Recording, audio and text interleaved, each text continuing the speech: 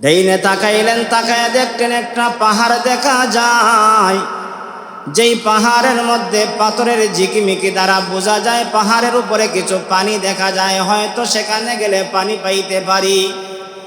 সন্তানটাকে নিরাপদ জায়গায় রাইখা হযরতে হাজেরা পাহাড়ের মধ্যে উঠলেন।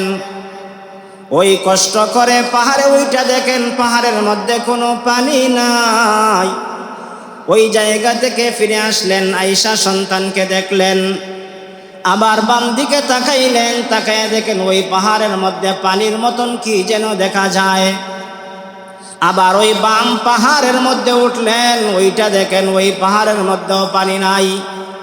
নৈরাশ হইয়া আবার সন্তানের কাছে আসেন, আয়েশা দেখেন সন্তান কেমন আছে। এরকম ভাবে মা সন্তানকে বাঁচানোর জন্য আবার ডাইনের পাহাড়ে ওঠে। ওইখান থেকে নৈরাশ হইয়া সন্তানের কাছে আসে। আয়েশা আবার ওই পাহাড়ের মধ্যে উঠে।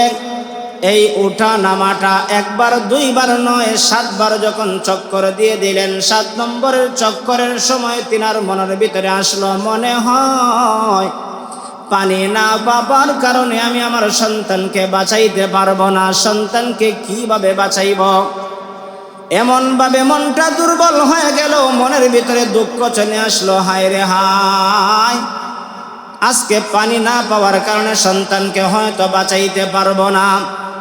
7 নম্বরের চক্কর দিয়া যখন সন্তানের কাছে আসলেন, সংক্ষিপ্ত কথা, ওই জায়গায় আয়েশা দেখেন সন্তানের পায়ের কাছে ঝর্ণার মতন জমিন থেকে পানি উঠতে আরম্ভ করেছে। সুবহানাল্লাহ। এই পানি দেখে হযরতে হাজেরা আলাইহিস সালাতু ওয়াস সালাম তিনার হিব্রু ভাষায় বললেন, জমজম, অর্থাৎ পানি তুমি থেমে যাও, এত পরিমাণ পানির দরকার নাই। কিন্তু আয়েশা দেখেন পানি এই পরিমাণ উঠেছে, ডাইনে বামে মোটামুটি একটু ভরে গেছে। তিনি বাদ দিলেন পাথর দিয়া, কঙ্কর দিয়া, আর আল্লাহর দরবারে শুকরিয়া আদায় করলেন, নিজেও পানি পান করলেন, কলিজার টুকরা সন্তান ইসমাইলকেও পানি পান করাইলেন। আজ হাজিরা হজ করতে যায়, ওই জায়গায় গিয়া ওই ডাইনের পাহাড়, কোরআনের ভাষায় আল্লাহ বলেন, ইন্নাস সাফা ওয়াল মারওয়াতা মিন শাআইরিল্লাহ। আল্লাহ বলেন সাফা এবং মারওয়া আল্লাহ তাআলার নিদর্শন সমূহের মধ্যে উল্লেখযোগ্য একটা নিদর্শন। এই নিদর্শন সাফা মারওয়া হযরতে হাজেরা আলাইহিস সালাতু ওয়াস সালাম দৌড়াদৌড়ি করলেন। এটার মধ্যে দৌড়াদৌড়ি করাটা আল্লাহ তাআলার কাছে পছন্দনীয় হয়ে গেল। একজন আল্লাহর ঘরের মেহমান হাজী যখন হজ করতে যায়, ওই হাজির উপরে সাফা আর মারওয়া দুইটা পাহাড়ের মধ্যে উঠা দৌড়াদৌড়ি উম্মতে মুহাম্মদের জন্য ওয়াজিব করে দেওয়া হয়েছে। রব্বানা ইন্নী আসকানতু মিন যুররিয়্যাতি বিওয়াদিন গায়রি যি যারইন ইনদা বাইতিকাল মুহাররাম ربنا ليقيموا الصلاة فاجعل أفئدة من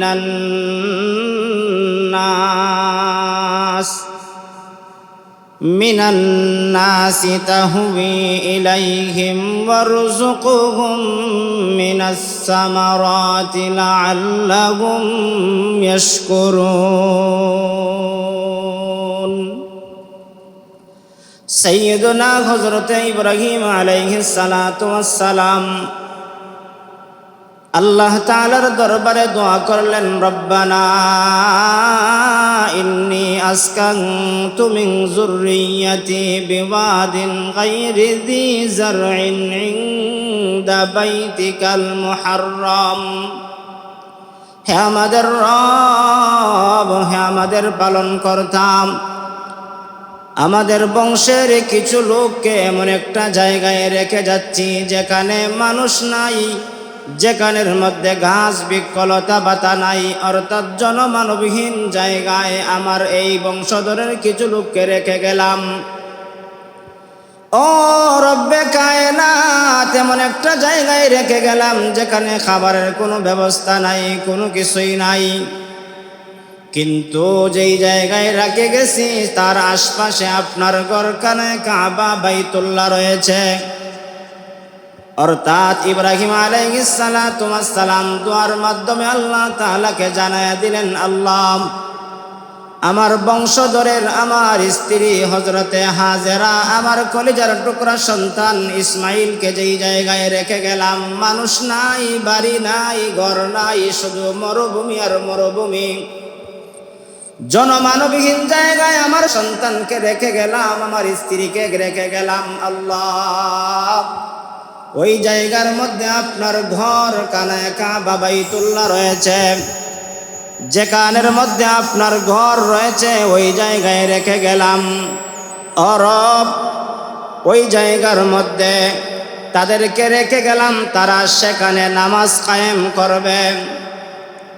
আল্লাহ তাআলার কাছে এক নম্বরে বললেন, আল্লাহ, জনমানবহীন জায়গায় তাদেরকে রেখে গেলাম, তারা সেখানের মধ্যে নামাজ কায়েম করবে, এক নম্বরে নামাজ কায়েম করবে। দুই নম্বরে আল্লাহ তাআলার কাছে ফরিয়াদ করে বললেন, আল্লাহ, যেখানে তারা নামাজ কায়েম করবে, ফাজআল আফইদাতাম মিনান নাস, ওই জায়গায় মানুষের আনাগোনা, মানুষের একটা ব্যবস্থা করে দাও, মানুষের দিলটা তাদের দিকে অনুরাগী করে দাও। তিন নম্বরে আল্লাহ তাআলার কাছে ফরিয়াদ করলেন, আল্লাহ, সেখানে ফল ফসলের ব্যবস্থা করে দাও। তারা যখন তিনটা জিনিস সেখানের মধ্যে পেয়ে যাবে, এক নম্বরে নামাজ কায়েম করবে, দুই নম্বরে যখন মানুষের ব্যবস্থা হয়ে যাবে, তিন নম্বরে এখানের মধ্যে যখন মানুষের জন্য খাবারের ফল ফসলের ব্যবস্থা হয়ে যাবে, তখন সময় তারা লাআল্লাকুম ইয়াশকুরুন, তারা আপনার শুকরগুজার হয়ে যাবে, শুকরিয়া আদায় করবে। ইব্রাহিম আলাইহিস সালাতু ওয়াস সালাম আল্লাহ তাআলার দরবারে দোয়া করলেন, আল্লাহ তাআলা সেই দোয়াকে কবুল করে নিলেন। যেখানে মানুষ নাই, যেখানে জনমানবহীন জায়গা, গাছ বৃক্ষলতা পাতা কোনো কিছুই নাই, ইব্রাহিম নবী আলাইহিস সালাতু ওয়াস সালাম যেখানে স্ত্রী এবং সন্তানকে রেখে গেলেন, অল্প মাত্র খাবার আছে, সেই খাবারও কিছুদিনের ভিতরে শেষ হয়ে যাবে। কিন্তু সন্তানকে কেমনে বাঁচায় রাখবেন, টেনশনের মধ্যে পড়ে গেলেন। ওই দিকে তিনি যে দোয়া করেছেন হাজেরা জানেন না, সন্তানও জানেন না। ইব্রাহিম আলাইহিস সালাতু ওয়াস সালাম সুদূর প্রান্ত থেকে দোয়া করলেন, ওই দিকে স্ত্রী এবং সন্তানকে রেখে গেলেন আল্লাহ তাআলার হুকুমে। স্ত্রী সন্তানকে কিভাবে বাঁচায় রাখবে, সন্তানের টেনশনে মা পেরেশানি করতে করতে এক পর্যায়ে যেই খাবার ছিল শেষ হয়ে গেল, যেই পানি ছিল তাও শেষ হয়ে গেল। শেষ হয়ে যাওয়ার পরে স্ত্রী হাজেরা পেরেশান, টেনশন, সন্তানকে বাঁচাইতে হবে, সন্তানের জীবন ধারণ করতে হবে। সন্তান যদি মারা যায় তাহলে তো আমি বিপদের সম্মুখীন হয়ে যাব, স্বামীর কাছে কি জবাব দিব? এই টেনশন কইরা পানির তালাশে হযরতে হাজেরা আলাইহাস সালাতু ওয়াস সালাম বের হয়ে গেলেন। দেইনে তাকাইলেন, তাকায় দেখতেন একটা পাহাড় দেখা যায়, যেই পাহাড়ের মধ্যে পাথরের ঝিকিমিকি দ্বারা বোঝা যায় পাহাড়ের উপরে কিছু পানি দেখা যায়, হয়তো সেখানে গেলে পানি পাইতে পারি। সন্তানটাকে নিরাপদ জায়গায় রাইখা হযরতে হাজেরা পাহাড়ের মধ্যে উঠলেন। ওই কষ্ট করে পাহাড়ে উঠা দেখেন পাহাড়ের মধ্যে কোনো পানি নাই। ওই জায়গা থেকে ফিরে আসলেন, আয়েশা সন্তানকে দেখলেন, আবার বাম দিকে তাকাইলেন, তাকায় দেখেন ওই পাহাড়ের মধ্যে পানির মতন কি যেন দেখা যায়। আবার ওই বাম পাহাড়ের মধ্যে উঠলেন, ওইটা দেখেন ওই পাহাড়ের মধ্যেও পানি নাই। নৈরাশ হইয়া আবার সন্তানের কাছে আসেন, আয়েশা দেখেন সন্তান কেমন আছে। এরকম ভাবে মা সন্তানকে বাঁচানোর জন্য আবার ডাইনের পাহাড়ে ওঠে, ওইখান থেকে নৈরাশ হইয়া সন্তানের কাছে আসে। আইসা আবার ওই পাহাড়ের মধ্যে উঠে। এই উঠা নামাটা একবার দুইবার নয়, 7 বার যখন চক্কর দিয়ে দিলেন, 7 নম্বরের চক্করের সময় তিনার মনের ভিতরে আসলো, মনে হয় পানি না পাবার কারণে আমি আমার সন্তানকে বাঁচাইতে পারবো না। সন্তানকে কিভাবে বাঁচাইব? এমন ভাবে মনটা দুর্বল হয়ে গেল, মনের ভিতরে দুঃখ চলে আসলো, হায় রে হায়, আজকে পানি না পাওয়ার কারণে সন্তানকে হয়তো বাঁচাইতে পারবো না। 7 নম্বরের চক্কর দিয়া যখন সন্তানের কাছে আসলেন, সংক্ষিপ্ত কথা, ওই জায়গায় আয়েশা দেখেন সন্তানের পায়ের কাছে ঝর্ণার মতন জমিন থেকে পানি উঠতে আরম্ভ করেছে। সুবহানাল্লাহ। এই পানি দেখে হযরতে হাজেরা আলাইহিস সালাতু ওয়াস সালাম তিনার হিব্রু ভাষায় বললেন, জমজম, অর্থাৎ পানি তুমি থেমে যাও, এত পরিমাণ পানির দরকার নাই। কিন্তু আয়েশা দেখেন পানি এই পরিমাণ উঠেছে, ডাইনে বামে মোটামুটি একটু ভরে গেছে। তিনি বাদ দিলেন পাথর দিয়া, কঙ্কর দিয়া, আর আল্লাহর দরবারে শুকরিয়া আদায় করলেন, নিজেও পানি পান করলেন, কলিজার টুকরা সন্তান ইসমাইলকেও পানি পান করাইলেন। আজ হাজিরা হজ করতে যায়, ওই জায়গায় গিয়া ওই ডাইনের পাহাড়, কোরআনের ভাষায় আল্লাহ বলেন, ইন্নাস সাফা ওয়াল মারওয়াতা মিন শাআইরিল্লাহ। আল্লাহ বলেন সাফা এবং মারওয়া আল্লাহ তাআলার নিদর্শন সমূহের মধ্যে উল্লেখযোগ্য একটা নিদর্শন। এই নিদর্শন সাফা মারওয়া হযরতে হাজেরা আলাইহিস সালাতু ওয়াস সালাম দৌড়াদৌড়ি করলেন। এটার মধ্যে দৌড়াদৌড়ি করাটা আল্লাহ তাআলার কাছে পছন্দনীয় হয়ে গেল। একজন আল্লাহর ঘরের মেহমান হাজী যখন হজ করতে যায়, ওই হাজির উপরে সাফা আর মারওয়া দুইটা পাহাড়ের মধ্যে উঠা দৌড়াদৌড়ি উম্মতে মুহাম্মদের জন্য ওয়াজিব করে দেওয়া হয়েছে। ওয়াজিব করে দেওয়া হয়েছে। উম্মতে মুহাম্মদী যখন আল্লাহর ঘরের মেহমান হয়, তারা ওই জায়গায় লাব্বাইক বলে 7 চক্কর শেষ করে তারা যখন ওই জায়গায় যায়, সাফা মারওয়া 7টা চক্কর দেয়। এই চক্করটা দিয়েছিলেন হযরতে হাজেরা, আর হাজেরা ছিলেন হযরতে ইব্রাহিম আলাইহিস সালাতু ওয়াস সালামের স্ত্রী। আর হাজেরার এই দৌড়ানোটা আল্লাহর কাছে পছন্দনীয় হওয়ার কারণে উম্মতে মুহাম্মদের উপরে আল্লাহ ওয়াজিব করে দিয়েছেন। এটা না করলে একজন হাজির হজ পরিপূর্ণ হবে না। তাহলে যারা আল্লাহর ঘরের মেহমান হয় তারা দামি দামি মানুষগুলো দামি পাহাড়টা চক্কর দেয়, দামি মানুষগুলো ওই জায়গায় যায়। আর আল্লাহ তাআলা জানায় দিয়েছেন, আমি আল্লাহ তাআলার নিদর্শন সমূহের মধ্যে এটা একটা নিদর্শন। আর একটা নিদর্শন হলো মাকাম ইব্রাহিম। আল্লাহ তাআলা বলেন, ওয়াত্তাখিযু মিন মাকামি ইব্রাহিম মুসাল্লা। তোমরা মাকামে ইব্রাহিমে আমাদের স্থান হিসাবে নির্ধারিত করো। দেখবেন আল্লাহর ঘরের মেহমানগণ যখন 7 চক্কর শেষ করে, 7টা চক্কর শেষ কইরা মাকাম ইব্রাহিমের কাছে গিয়া 2 রাকাত নামাজ পড়ে। এটা উম্মতে মুহাম্মদের জন্য সুন্নতে মুআক্কাদা করে দেওয়া হয়েছে। তো ওইগুলো আল্লাহ তাআলা তাদের বংশধরের মাধ্যমে যেইগুলো দিয়েছেন আল্লাহ পাক, এগুলো আল্লাহ তাআলার কাছে পছন্দ হওয়ার কারণে দিয়েছেন। আর দোয়া করেছিলেন সেই ইব্রাহিম নবী, যেই ইব্রাহিম নবীর কথা গত শুক্রবারে বলেছিলাম। ইব্রাহিম নবী দোয়া করলেন, আল্লাহ আমার স্ত্রী এবং আমার সন্তানকে রেখে গেলাম যেখানে মানুষ নাই, পানি নাই, ঘর নাই, বাড়ি নাই, কিছুই নাই আল্লাহ, কিন্তু সেখানের মধ্যে একটা জিনিস আছে, সেটা হলো আপনার ঘর, কানায় কাবা বাইতুল্লাহ। মানুষ না থাকতে পারে, ঘর না থাকতে পারে, জনমানবহীন জায়গা, কিন্তু এতটুকু বিশ্বাস আপনার হুকুমে জানতে পেরেছি সেখানে আপনার ঘর রয়েছে। যেখানে আপনার ঘর আছে সেখানে কি হয়? নামাজ কায়েম হয়। আল্লাহর ঘরে কি হয়? নামাজ কায়েম হয়, নামাজ প্রতিষ্ঠা হয়, নামাজ পড়া হয়। তো আল্লাহর কাছে দোয়া করলেন, আল্লাহ, এক নম্বর দোয়া হলো রব্বানা লিয়ুকিমুস সালাতা, আল্লাহ তারা এখানে নামাজ কায়েম করবে। তে নামাজ কায়েম করতে হলে তো এখানের মধ্যে আরো কিছু জিনিসের প্রয়োজন। মানুষ ছাড়া কি নামাজ পড়া যায়?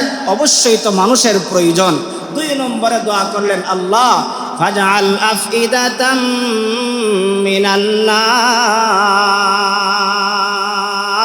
তাদেরকে যেখানে রেখে গেলাম সেখানে মানুষের দিলটা অনুরাগী করে দাও, এইদিকে মানুষের মনটা মাইল করে দাও, মানুষের দিল যেন ওই দিকে ধাবিত হয়।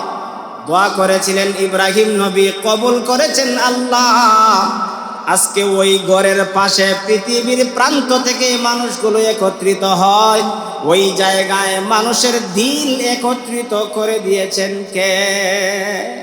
আল্লাহ করে দিয়েছেন। কিন্তু দোয়া করেছিলেন সর্বপ্রথম ইব্রাহিম নবী, আর আল্লাহ দোয়া কবুল করে নিয়েছেন। যেই মক্কা কানায় কাবা রয়েছে সেখানে মানুষের কোনো ব্যবস্থা ছিল না। কিভাবে মানুষের ব্যবস্থা হয়েছে এই কথাটা অন্যদিন বলবো, কিন্তু আল্লাহ মানুষের ব্যবস্থা করে দিয়েছেন।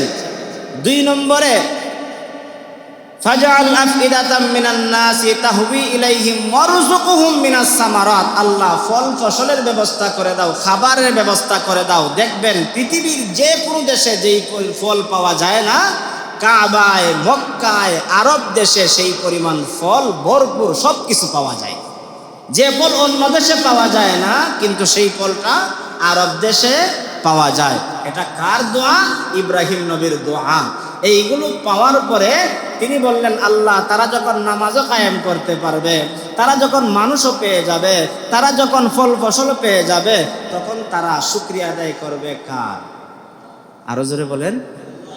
মানুষ দেখবেন দোয়া করে, আল্লাহ আমার একটা সন্তান দেন, আমার একটা সন্তান দেন, অথবা আল্লাহ আমার মনের আশা পুরা করেন, অথবা মনের চাহিদাটা পুরা করে দেন। দেখবেন তার মনের ইচ্ছা যখন পূরণ হয়ে যায়, তার যেইটা কামনা ছিল সেটা যখন পূরণ হয়ে যায়, সে শুকরিয়া আদায় করে কার? আল্লাহর শুকরিয়া আদায় করে। তো ইব্রাহিম নবী দোয়া করলেন, আল্লাহ নামাজের ব্যবস্থা করলেন, মানুষের ব্যবস্থা করলেন, ফল ফসলের ব্যবস্থা করলেন।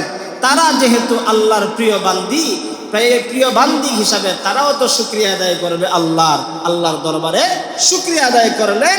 আর শুকরিয়া আদায় করার দ্বারা আল্লাহ তাআলা সব দিক দিয়ে আল্লাহ ভরপুর কামিয়াবি তাদেরকে দান করে দিলেন। সুবহানাল্লাহ। আল্লাহ রাব্বুল আলামিন আজ পৃথিবীর মানুষদেরকে কিভাবে তাদের দিকে মাইল করে দিলেন, লম্বা কথা, লম্বা ঘটনা। ওই জায়গায় মানুষ আসলো, মানুষ একত্রিত হলো, মানুষ একত্রিত হইয়া ওই জায়গায় আল্লাহকে স্মরণ করে, আল্লাহর ইবাদত বন্দেগী করে। যেমন আল্লাহ রাব্বুল আলামিন বলেন, আজকে যে পৃথিবীর প্রান্ত প্রান্ত থেকে মানুষ যায়, মানুষগুলো কিভাবে যায় আর কারা যায়? আল্লাহ তাআলা বলেন, ওয়ালিল্লাহি আলান নাসি হিজ্জুল বাইতি মান ইসতাতা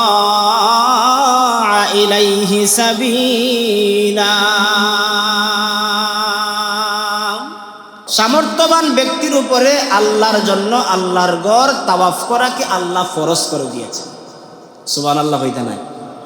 যে সমর্থবান ব্যক্তির উপরে আল্লাহর ঘরে যাওয়া, আল্লাহর ঘর জিয়ারত, আল্লাহর ঘর তাওয়াফ করা আল্লাহ ফরজ করছেন।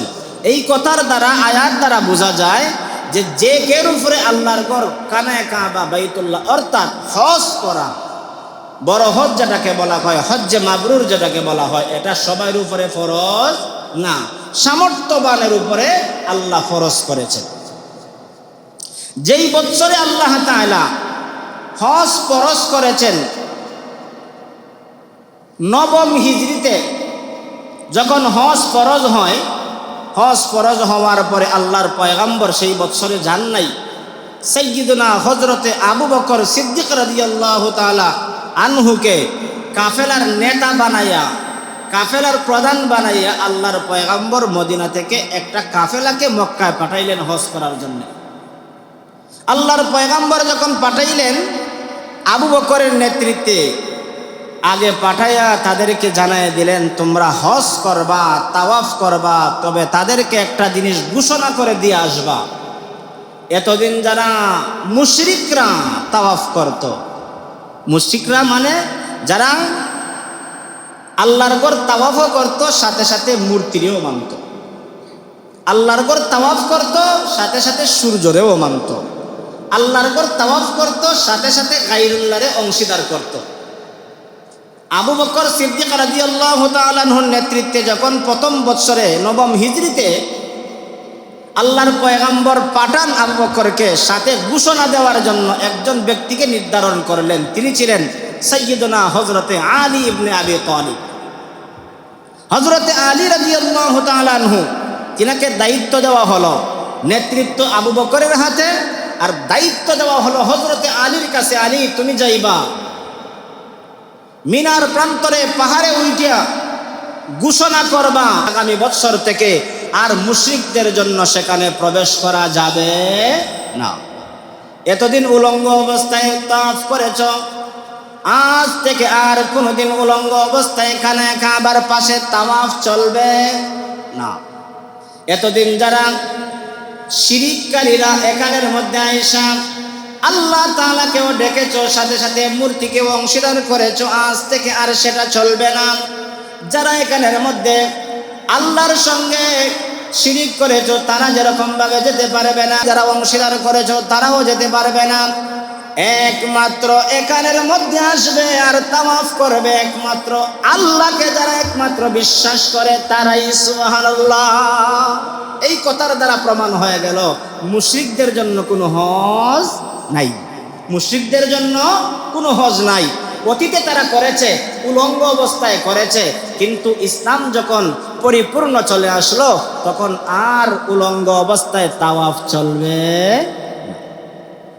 এই কথাটাই আল্লাহ তাআলা বলেন, ওয়ালিল্লাহি আলান নাসি হিজ্জুল বাইতি মান ইসতাতা ইলাইহি সাবিলা।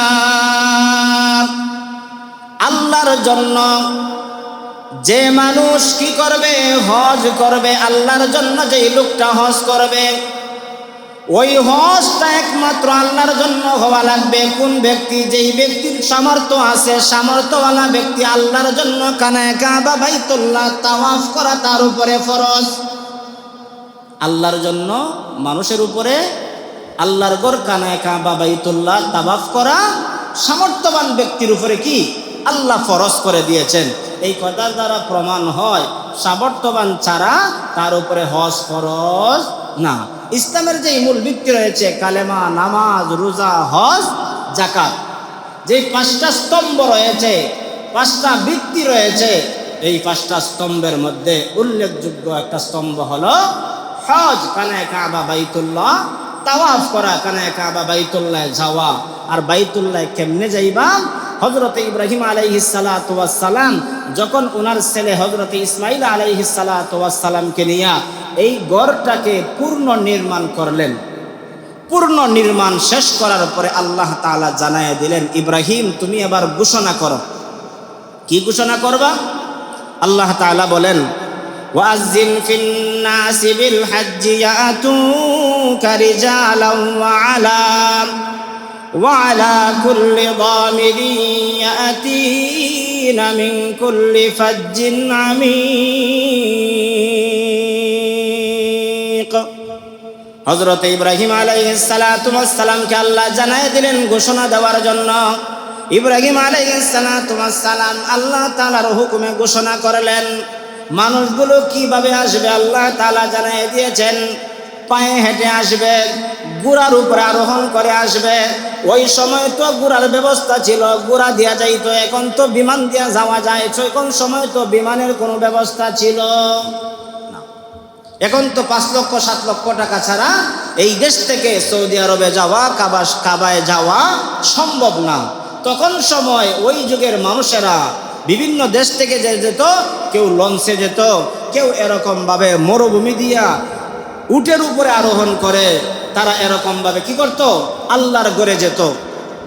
কেউ পায়ে হেঁটে হেঁটে, আশপাশে যারা ছিল 2 মাস, 1 মাস, 15 দিন, 20 দিন হেঁটে হেঁটে ওই জায়গায় গিয়া পৌঁছত। এখন তো আমরা ঘর থেকে বের হইলাম, বিমানে উঠলাম, ওই জায়গায় নামলাম, সহজভাবে ওই জায়গায় গিয়া যদি হাঁটতে না পারি হুইল চেয়ার দিয়া 7 চক্কর দিয়ে দিলাম। সাফা মারওয়ায় গিয়া ও যদি দেখা যায় পায়ে ব্যথা থাকে, আর একজনের 10 রিয়াল দিয়া ওই গাড়ির উপরে আরোহণ কইরা আমরা সব কাম শেষ করি নাই। কত সহজ করা হয়েছে। কিন্তু না, আপনার সমর্থ যখন হয়েছে তখন আপনার যাওয়ার কথা, আপনার শক্তি আছে।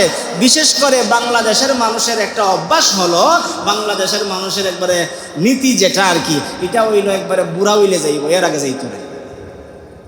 আরে আপনি যখন গিয়ে ফরজ বিধানটা পালন করতে পারতেন না, ওয়াজিব বিধানটা আপনি পালন করতে পারতেন না, যেখানে সুন্নাহ পালন করা দরকার সেটা আপনি পরিপূর্ণ পালন করতে পারতেন না, এক ধাক্কা খাইলে পরে হসপিটালে নিয়ে যাওয়া লাগে, এমন সময় তোমার যাওয়ার জন্য কে কইছে?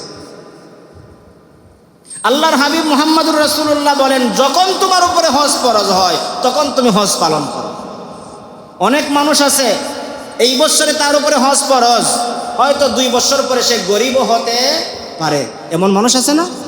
এখন আমার শক্তি আছে, টাকা আছে, সম্বল আছে, কই না এখনো তো বয়স হইছে না, বয়স হইছে না কইয়া 10 বছর লেট করলো, 10 বছর পরে সে বুড়াও হইল, কিন্তু তার টেকা নেই। এরকম হয় না? কত ধনী মানুষ এখন গরিব, আর কত গরিব মানুষ এখন ধনী হয়ে যাচ্ছে। এজন্য কথা হলো, যখন আপনার উপরে হজ ফরজ হয়ে যাবে তখনই তোমাকে যেতে হবে। কারণ প্রমাণ, আল্লাহর পয়গম্বর 9ম হিজরিতে হজ ফরজ হওয়ার সাথে সাথে আল্লাহর পয়গম্বর আবু বকরকে দিয়া ওনার নেতৃত্বে একটা কাফেলা মক্কায় পাঠাইলেন হজ করার জন্য। পরের বৎসরে আমার পয়গম্বর মুহাম্মদুর রাসূলুল্লাহ 10ম হিজরিতে 1.25 লক্ষ সাহাবায়ে কেরামদেরকে নিয়ে হজ করতে মক্কায় গিয়েছে। সুবহানাল্লাহ আসেনি? কয়জন? 1.25 লক্ষ সাহাবায়ে কেরামদেরকে নিয়ে আল্লাহর পয়গম্বর হজ করেছেন। আগের বছর ক্লিয়ার করাইছেন যে শিরিককারীরা আসতে পারবে না, মুশরিকরা আসতে পারবে না, যারা উলঙ্গ অবস্থায় তওয়াফ করে কেউ আসতে পারবে না। দেখবেন প্রধানমন্ত্রী আসার আগে রাস্তা ক্লিয়ার করেনি না করে না? হয় প্রধানমন্ত্রী আইব ঢাকা থেকে লাইনে বাঙ্গা রাস্তা ভাই আইবা, তাই বিমানে আইতা নাই, রাস্তা ক্লিয়ার করা দরকার। এখন রাস্তা ক্লিয়ার করবার লাগিয়া পুলিশ পুলিশ যা আছে দেখবা বাসি ফুয়াইয়া রাস্তা ক্লিয়ার করেনি। আল্লাহর পয়গম্বর 9ম হিজরিতে না গিয়া 10ম হিজরিতে গেলেন কেন? 9ম হিজরিতে পরিষ্কার করাইলেন মক্কারে।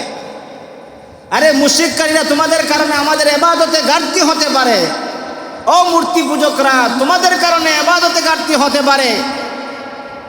সব কিছু আলী রাদিয়াল্লাহু তাআলা যখন ঘোষণা দিয়েছেন, মুসলমানের ঘোষণাটা বেদিন বেঈমানের শিরিককারীদের অন্তরের মধ্যে একটা কম্পন শুরু হয়ে যায়। কম্পন যখন শুরু হয়ে গেল, পরের বছর কি আর ডরাইয়া কেউ আইব? আসে নাই। আর মুসলমানদের জন্য উন্মুক্ত হয়ে গেল। এখনো মুসলমানদের জন্য উন্মুক্ত, কোন শিরিককারী মুশরিক মূর্তি পূজকদের জন্য এখনো এই এরিয়ার ভিতরে প্রবেশ নিষিদ্ধ রয়েছে। আমার পাসপোর্টে দেখতে হবে আমি মুসলমান, অমুসলিমকে ঢুকতে দেওয়া হবে না। ঘোষণা দেওয়াইছিলেন হযরতে আলী রাদিয়াল্লাহু তাআলা আনহুর মাধ্যমে। এই ঘোষণা এখনো বিদ্যমান, এটাকে এখনো ভয় পায়। কোনো বেদিন বেঈমান সেখানে ঢুকতে পারবে